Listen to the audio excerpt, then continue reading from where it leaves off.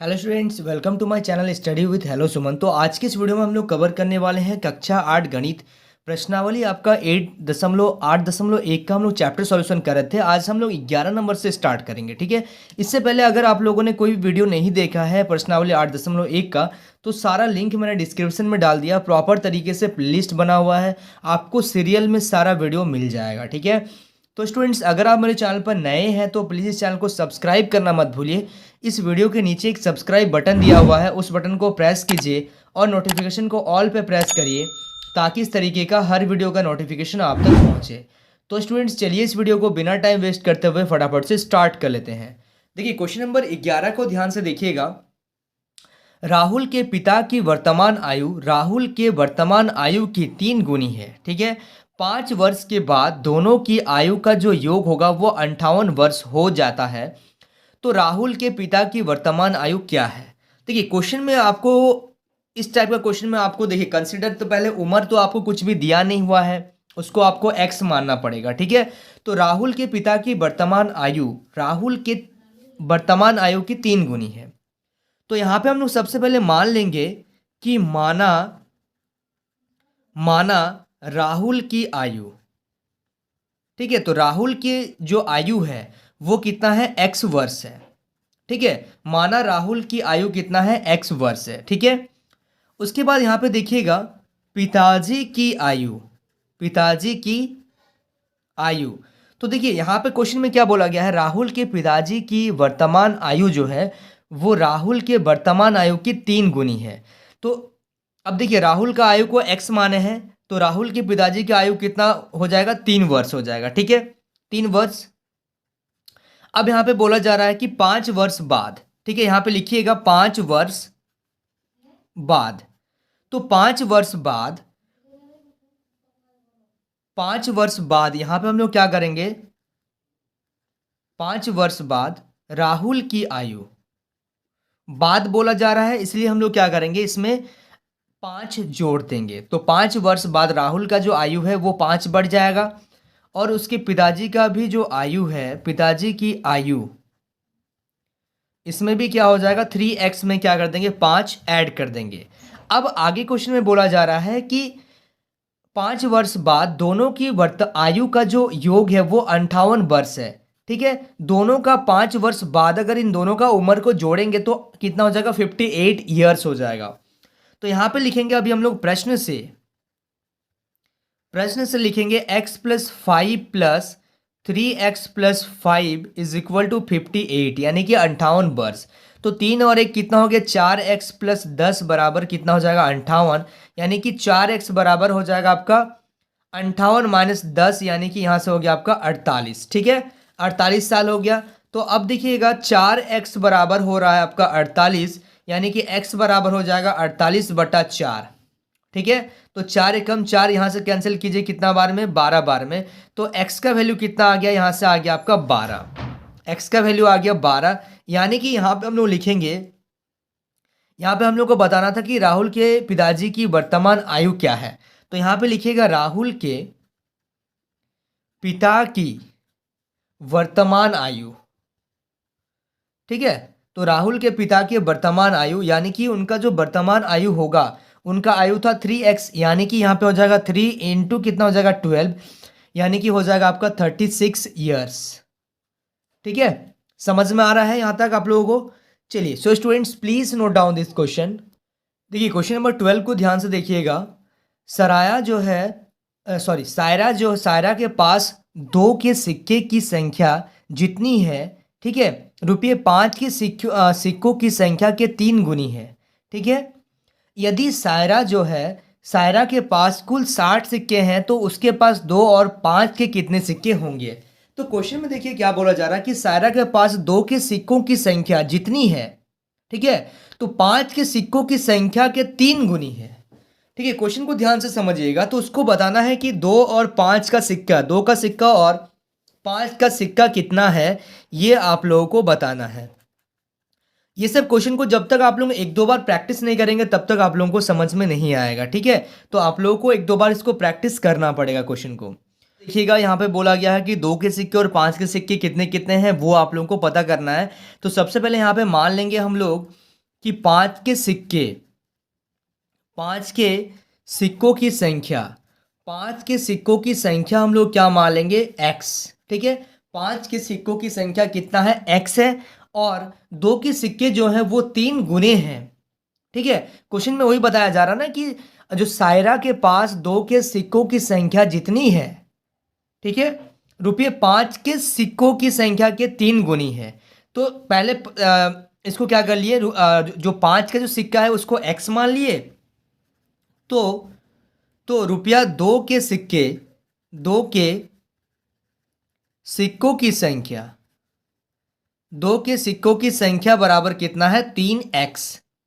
ठीक है, क्योंकि 3 गुनी है तो 3 गुना x कर दिए।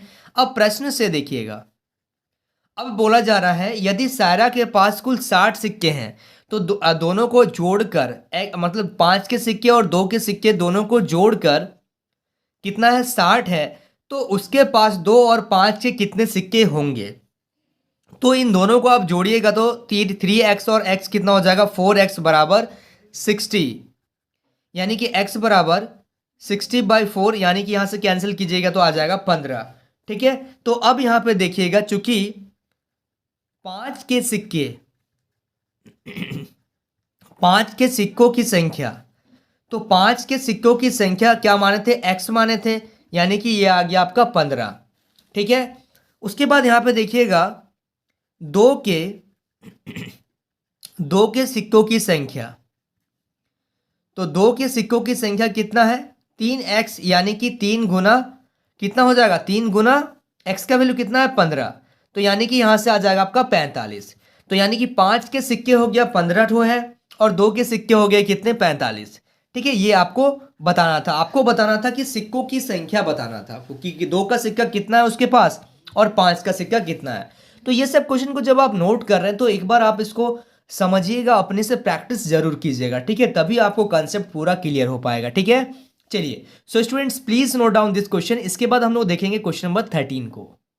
देखिए, क्वेश्चन नंबर 13 को ध्यान से देखिएगा। जॉन के गुल्लक में 1 रुपया, 2 रुपया और 5 रुपये के सिक्के हैं। उनकी संख्याएं क्रमशः 5:3:2 के अनुपात में है। यदि गुल्लक में कुल 840 रुपये हैं तो प्रत्येक प्रकार के सिक्के की संख्या ज्ञात कीजिए। ठीक है, तो ध्यान से देखिएगा, यहाँ पे आपको 1 रुपये का सिक्का, 2 का और 5 का सिक्का का कुछ अनुपात दिया गया है। यदि गुल्लक में कुल कितने हैं, 840 रुपये हैं, तो प्रत्येक प्रकार के सिक्कों की संख्या आपको बताना है, ज्ञात करना है। ठीक है, तो सबसे पहले यहाँ पे मान लेंगे, माना 1 के सिक्के, 1 रुपये के सिक्कों की संख्या, 1 रुपये के सिक्कों की संख्या कितना है आपका, 5x है। ठीक है, 1 रुपये के सिक्कों की संख्या कितना है, 5x है। तो 2 के सिक्के, 2 के सिक्कों की संख्या, 2 के सिक्कों की संख्या कितना है आपका, 3x। ठीक है, 5 अनुपात में है, इसको 3x मान लेते हैं। ठीक है, तथा रुपया 5 के सिक्कों की संख्या, रुपया 5 के सिक्कों की संख्या, तो 5 के सिक्कों की संख्या कितना है, 2x, इसको मान लीजिए। ठीक है, अब प्रश्न से बताया जा रहा है यदि गुल्लकों में कुल 840 रुपये हैं, यानी कि इसको जोड़ दीजिए। ठीक है, तो यहां पे ऐसा करेंगे, सबसे पहले यहां पे देखिए लिखेंगे प्रश्न से, तो 1 रुपया का सिक्का कितना है, 5x, तो लिखिएगा 5x गुना 1 प्लस, ठीक है, 3x का सिक्का कितना, 2 का सिक्का कितना है, 3x, तो 3x इंटू 2 प्लस 5 के सिक्के, ठीक है, यानी कि 2x इंटू 5, इन तीनों को मिलाकर टोटल रुपये कितने हो रहे हैं, 840 रुपये हो रहे हैं। तो 5x को 1 से गुना कीजिएगा तो 5x प्लस इसको गुना कर दीजिएगा तो 3 दूनी 6x प्लस 2 बचे 10x बराबर कितना हो गया, 840। ठीक है, यहाँ तक समझ में आ रहा है। अब देखिए 10 और 6 कितना हो गया, 16, 16 और 5 21x बराबर हो गया 840, यानी कि x बराबर हो गया 840 बटा कितना, 21।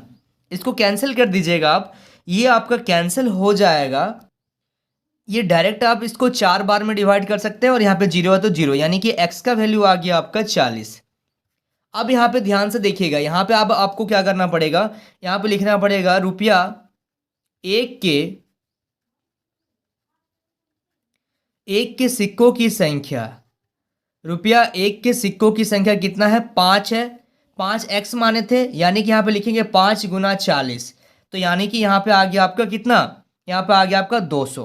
ठीक है, तो अब देखिएगा यहाँ पे दो के सिक्के, दो के सिक्कों की संख्या, दो के सिक्कों की संख्या, तो दो के सिक्कों की संख्या क्या है? 3x है, यानी कि 3 इंटू 40, तो यानी कि आपका हो गया 120। ठीक है, उसके बाद यहां पे क्या करेंगे? 5 के सिक्कों की संख्या, 5 के सिक्कों की संख्या, तो 5 के सिक्कों की संख्या कितना है आपका? 2x है, यानी कि 2 गुना 40, तो ये हो जाएगा 80। ठीक है, आप इसको जोड़िएगा तो टोटल आपका, ये मतलब टोटल आपका आ जा रहा है, एक का सिक्का इतना रहेगा, दो का सिक्का इतना और 5 का सिक्का इतना। अगर 5 को इतना से गुना कर दीजिएगा, दो को इतना से गुना कीजिएगा और एक को इतना से गुना कीजिएगा, तो टोटल जो सम आएगा वो आएगा आपका 840। 840 रुपया आपका टोटल बनेगा। ठीक है, तो आपको यहाँ पे बताना था, तो कितने कितने प्रकार, कितने कितने सिक्के लेंगे कि आपका 840 आ जाएगा। ठीक है, आप लोगों को समझ में आ रहा है? क्वेश्चन को नोट कीजिएगा, एक बार प्रैक्टिस जरूर कीजिएगा। ठीक है, चलिए, so students please note down this question. देखिए क्वेश्चन नंबर 14 को ध्यान से देखिएगा। एक आयताकार कमरे की लंबाई उसकी चौड़ाई की दोगुनी है। ठीक है, लंबाई जो है वो चौड़ाई का कितना गुना है? 2 गुना है। ठीक है, ध्यान से समझते हुए चलिए। तो यदि आयत का परिमाप 48 मीटर है तो कमरे की लंबाई एवं चौड़ाई ज्ञात कीजिए। तो ध्यान से देखिएगा एक चीज, आयताकार कमरे की लंबाई जो है वो कितना है? चौड़ाई के 2 गुनी है। तो सबसे पहले लंबाई और चौड़ाई को क्या मान ले रहे हैं हम लोग? x मान ले रहे हैं। ठीक है, यहाँ पे ध्यान से देखिएगा, मान लेते हैं लंबाई क्या है? लंबाई जो है वो चौड़ाई का 2 गुना। तो सबसे पहले हम लोग चौड़ाई को क्या मान रहे हैं? x मान रहे हैं। तो लंबाई क्या हो जाएगा आपका? लंबाई हो जाएगा आपका कितना? 2, क्योंकि 2 गुना है, चौड़ाई का 2 गुना है। ठीक है, लंबाई जो है उसकी चौड़ाई की 2 गुनी है, यानी कि लंबाई में 2x से गुना कर देना पड़ेगा। ठीक है, तो अब अगर हम लोग क्वेश्चन से समझे ध्यान से, क्वेश्चन में क्या बोला जा रहा है? क्वेश्चन में बोला जा रहा है कि आयताकार कमरा है। ठीक है, आयताकार कमरा है, यानी कि इस टाइप का कमरा है। जो भी रूम होता है वो आयताकार ही होता है। ये चौड़ाई हो गया, ये लंबाई हो गया। ठीक है, तो आयताकार, और हम लोग को परिमाप निकालना है, तो आयत का परिमाप होता है 2 गुना लंबाई जोड़ चौड़ाई। तो सबसे पहले यहां पे लिखेंगे आयताकार कमरे का परिमाप। ठीक है, तो आयताकार कमरे का परिमाप, तो परिमाप दिया गया है आपका 48 मीटर। ठीक है, तो आयताकार आयत का परिमाप क्या होता है? 2 गुना लंबाई जोड़ चौड़ाई। ठीक है, 2 गुना लंबाई जोड़ चौड़ाई बराबर बराबर कितना हो गया? 48। अब यहां पे देखिए लंबाई कितना दिया गया है आपका? लंबाई दिया गया है आपको 2x प्लस चौड़ाई दिया गया है x बराबर 48। अब यानी कि यहां से हो गया आपका 2 गुना x, यहां पे कितना आ गया? 3x is equal to 48। यानी कि यहां से अगर ध्यान देंगे हम लोग तो 3 दूनी 6x बराबर 48, यानी कि x बराबर कितना आ जाएगा? 48/6, यानी कि 6 × 48, यानी कि x का वैल्यू आ गया आपका 8। ठीक है, यहां तक समझ पा रहे हैं? तो अब देखिए हम लोग को बोला गया है तो कमरे की लंबाई एवं चौड़ाई ज्ञात कीजिए। तो अगर यहां पे बात करें हम लोग कि कमरे की लंबाई, तो कमरे की लंबाई आप क्या माने थे? लंबाई माने थे 2x, यानी कि 2 गुना 8 बराबर 16। और यहां से हो जाएगा आपका कमरे का, है ना, कमरे की चौड़ाई, ये लंबाई हो गया, ये चौड़ाई हो गया। चौड़ाई क्या है? x है, यानी कि यहाँ पे 8। ये हो गया आपका लंबाई, ये हो गया आपका चौड़ाई। ठीक है, समझ में आ रहा है? चलिए, so students please note down this question. अब आपका इस चैप्टर का, यानी कि एक्सरसाइज 8.1 का लास्ट क्वेश्चन है, क्वेश्चन नंबर 15। क्वेश्चन नंबर 15 को ध्यान से देखिएगा। एक आयत की परिमाप 13 सेंटीमीटर है और तथा चौड़ाई जो है 5/2 सेंटीमीटर है, तो आयत की लंबाई ज्ञात कीजिए। ठीक है, तो आयत का परिमाप है आपका 13 सेंटीमीटर। ठीक है, चौड़ाई दिया गया है, तो आपको लंबाई निकालना है। बहुत सिंपल सा क्वेश्चन है। यहां पे हम लोग मान लेते हैं लंबाई को x। ठीक है, लंबाई को क्या मान लिए? x मान लिए। अब प्रश्न से आयत का परिमाप, तो आयत का परिमाप क्या होता है? आयत का परिमाप फॉर्मूला हम लोग लिखेंगे, लेकिन आयत का परिमाप दिया गया है आपका 13 सेंटीमीटर। मीटर। ठीक है, तो आयत का परिमाप होता है 2 गुने लंबाई जोड़ चौड़ाई। ठीक है, याद रखिएगा, आयत का परिमाप 2 गुने लंबाई जोड़ चौड़ाई। तो ये दिया गया है आपको 13 सेंटीमीटर। ठीक है, तो 2 गुना लंबाई क्या माने हैं x और चौड़ाई को क्या माने हैं, चौड़ाई दिया गया है आपका, चौड़ाई यहां पे दिया गया है। ठीक है, चौड़ाई दिया गया है आपका 5/2 सेंटीमीटर। ठीक है, तो यहां पे लिखिए 5/2 बराबर 13 सेंटीमीटर। ठीक है, इसको सॉल्व कर ले रहे हैं हम लोग, ध्यान से देखते हुए चलिएगा। तो क्या करें, इसको देखिएगा इसको एक काम किया जाए, अगर हम लोग इसको मल्टीप्लाई कर दे रहे, चीज वही है, 2 को इससे मल्टीप्लाई कर दीजिए, 2x प्लस 10/2 बराबर 13। तो यहां से 2x बराबर आ गया आपका 13, ये 10/2 इधर आ जाएगा, तो ये हो जाएगा आपका हाँ, यहाँ पे ये हो गया कि ये कट गया तो 5, तो यहां से इस इधर आ जाएगा, प्लस का 5 इधर आएगा तो माइनस का 5, यानी कि ये आ गया आपका कितना 8। 8 और 5 13। ठीक है, तो यानी कि x बराबर आपका कितना आ जाएगा 8, ये 2 गुना में है, जब इधर आएगा तो भाग में हो जाएगा, यानी कि कैंसिल हो गया, यहां से आ गया आपका 4। तो यानी कि x का वैल्यू हो गया आपका 4। और ये x क्या माने थे, x माने थे हम लोग किसको, लंबाई को। तो अतः चूंकि यहां पे लिखिएगा आयत की लंबाई तो आयत की लंबाई बराबर कितना हो जाएगा 4 सेंटीमीटर। ठीक है, समझ में आ रहा है आप लोगों को। चलिए, so students please note down this question. So students I hope आपको इस वीडियो से काफ़ी कुछ सीखने को मिला होगा। वाकई अगर आप इस वीडियो से कुछ सीखे हैं तो इस वीडियो को लाइक करिए। अगर आप मेरे चैनल पर नए हैं तो इस चैनल को सब्सक्राइब करिए और अपने दोस्तों के साथ भी जरूर शेयर कीजिए। तो स्टूडेंट्स मिलते हैं नेक्स्ट वीडियो में, तब तक के लिए बाय।